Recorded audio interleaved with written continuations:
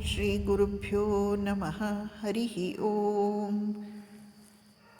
ಶ್ರೀಮಾತೆ ಶ್ರೀ ಶಾರದಾ ದೇವಿಯವರು ಹೇಳುತ್ತಾರೆ, ಮಗು, ಈ ಮನಸ್ಸು ಎನ್ನುವುದು ಒಂದು ಮದ್ದಾನೆ ಇದ್ದಂತೆ. ಅದು ವಾಯು ವೇಗವನ್ನೂ ಮೀರಿಸುತ್ತದೆ. ಆದ್ದರಿಂದ ಯಾವಾಗಲೂ ಯಾವುದು ಸತ್ಯ ಯಾವುದು ಅಸತ್ಯ ಎಂದು ವಿಚಾರ ಮಾಡುತ್ತಿರಬೇಕು. ಭಗವಂತನ ಸಾಕ್ಷಾತ್ಕಾರಕ್ಕಾಗಿ ಕಷ್ಟಪಡಬೇಕು. ಈ ಮಾತುಗಳ ತಾತ್ಪರ್ಯ, ಮನಸ್ಸು ಅತಿ ಚಂಚಲ ಆದರೆ ಪ್ರಚಂಡ ಶಕ್ತಿಶಾಲಿ,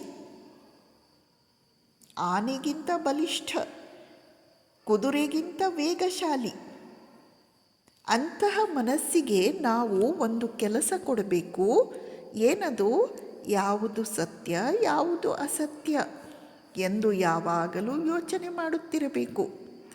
ಹೀಗೆ ಯೋಚನೆ ಮಾಡಿದಾಗ ನಮಗೆ ಏನು ಗೊತ್ತಾಗುತ್ತದೆ? ಭಗವಂತನೊಬ್ಬನೇ ಸತ್ಯ, ಜಗತ್ತು ಅಸತ್ಯ. ಶ್ರೀರಾಮಕೃಷ್ಣರು ಉದಾಹರಣೆ ಕೊಡುವ ಹಾಗೆ, ಯಜಮಾನ ಒಬ್ಬನೇ ಸತ್ಯ, ಅವನ ತೋಟ 2 ದಿನದ್ದು. ಜಾದೂಗಾರ ಒಬ್ಬನೇ ಸತ್ಯ, ಅವನ ಜಾದೂ ಮ್ಯಾಜಿಕ್ 2 ದಿನದ್ದು.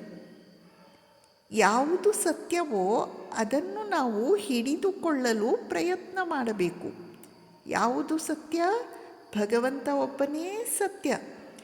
ಈಗ ನಾವು ಮನಸ್ಸಿನಿಂದ ಅಸತ್ಯದ ಕುರಿತಾದ ಮಹತ್ವವನ್ನು, ಇಂಪಾರ್ಟೆನ್ಸನ್ನು, ಪ್ರಾಧಾನ್ಯತೆಯನ್ನು, ಪ್ರಿಫರೆನ್ಸನ್ನು ಬಿಟ್ಟು ಸತ್ಯಕ್ಕೆ ಹೆಚ್ಚಿನ ಮಹತ್ವವನ್ನು, ಸತ್ಯಕ್ಕೆ ನಾವು ಪ್ರಾಧಾನ್ಯತೆಯನ್ನು ಕೊಡುತ್ತಾ ಹೋಗಬೇಕು.